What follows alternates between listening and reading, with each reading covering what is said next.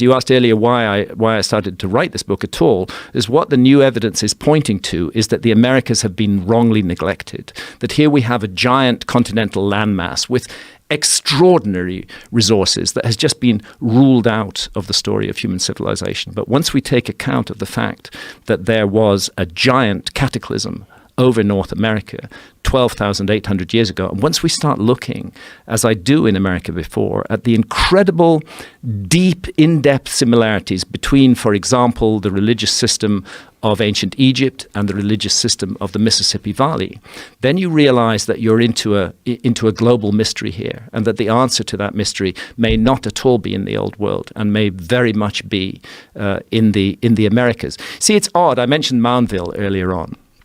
It's kind of odd that we should find what is essentially the ancient Egyptian religion manifesting in the symbolism of Moundville, the ascent to Orion, the transit to the Milky Way, the journey along the Milky Way. These are very specific and idiosyncratic ideas. And what makes it doubly odd is Moundville isn't that old. Moundville, as a site, is about 1,000 years old.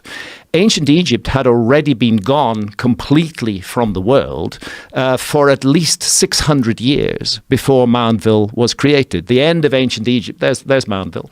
And what we're looking at in the foreground is Mound B, and we're looking at Mound A in the distance, and a complete circle of mounds.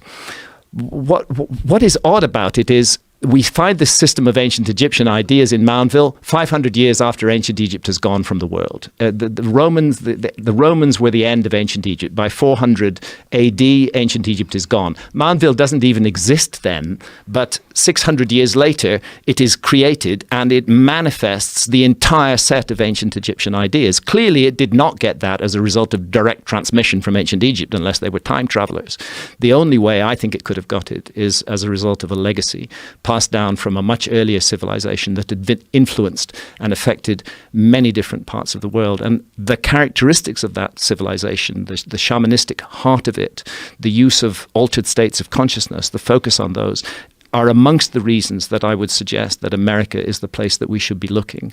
And the big mysteries are in the areas that were so devastated at the end of the last ice age, up in the north of North America, the channeled scablands in particular, and then the Mississippi Valley, the whole story of the Mississippi Valley. Yes, Moundville is 1,000 years old, but then you can go back to Poverty Point in Louisiana, which is 2,700 years old. You can go to Watson Brake in Louisiana, which is 5,500 years old. You can go to sites like Conley, which are 8,000 years old. The system keeps on going back and disappearing back into time. And I think the most fruitful new work on exploring the origins of civilization is going to occur counterintuitively in the Americas, the very last place on Earth that archaeologists have ever thought to look.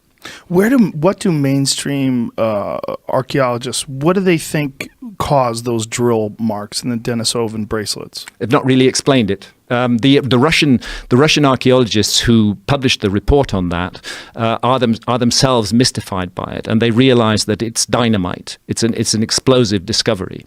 It's an out of place technology, and so they're trying to explain how come fixed, stable drilling, which we thought was introduced first in the Neolithic, maybe 8,000 years ago. How come that is now found in a site that's 40 or 50,000 years old? That's how old those bracelets are? Oh yeah, absolutely. Those bracelets are 40,000 years old? They may have been older. There's recent research suggesting that they may go back 65 to 70,000 years. Oh my God. They're extremely ancient, and therefore they're incorporating an out-of-place technology, which doesn't fit with the timeline of history that we've been... I didn't realize how out of place it was. Very, very out of place. Very, very, very odd feature that we have here. So what this says to me is that we as a species, and I guess this is kind of my pet phrase, we are a species with amnesia. It's my favorite phrase of yours. We have forgotten so much more about ourselves than we remember. And what the process of history and archaeology should really be about is a process of